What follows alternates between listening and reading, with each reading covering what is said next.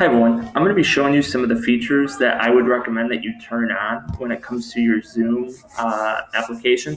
And with this series, the first thing I'm going to start actually with is within the settings, I'm going to go to video. And with video, there's a couple of things that I would recommend you turning on.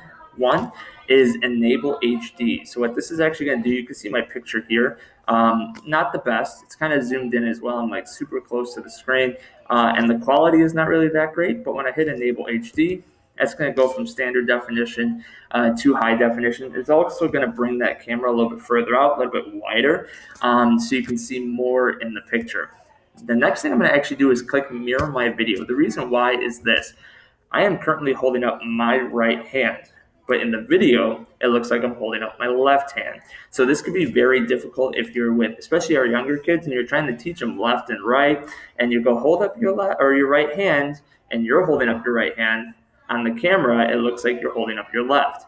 So mirror my video is going to go and flip that so that now when I hold up my right hand, the right hand on the screen goes up.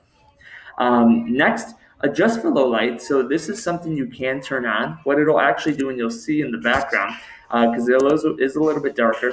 If I hit adjust for low light, and I'm just going to keep it auto, it's going to go and brighten up the actual video feed. The only thing you'll notice though is you get some more washed out areas. So you can see here where it is bright when I turn that on. It kind of washes out a little bit more. It's a little bit harsher when you have these background lights. The other thing too is it will sometimes distort the video feed slightly and create what's called ISO, and it's just its way of digitally enhancing the video feed. So it's really up to you if you want to turn this on. If you find that you're typically in an area that is a little bit darker, go ahead and turn it on. Where if you're in an area that's a little bit brighter, you can go ahead and just keep that off.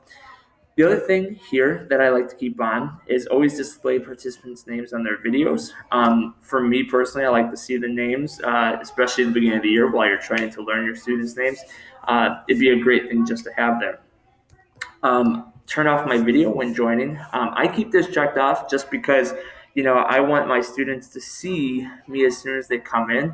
One way though that, and I know a lot of us do this, is we like to make sure that things are looking okay. I don't have hair sticking up all over the place, right? My mask is on straight.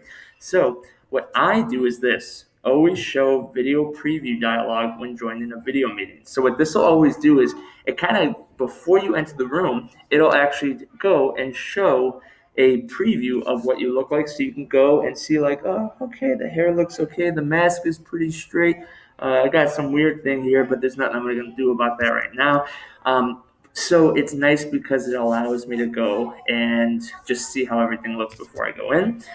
This is one that's totally up to you if you want to use it. So if you are not spotlighting a student, if you turn this on, what it will do is anytime you speak, it will spotlight you over the other students, and it'll actually make your screen bigger on theirs. Nice little feature to have, just because then the kids will know more when you're talking, when your screen pops up.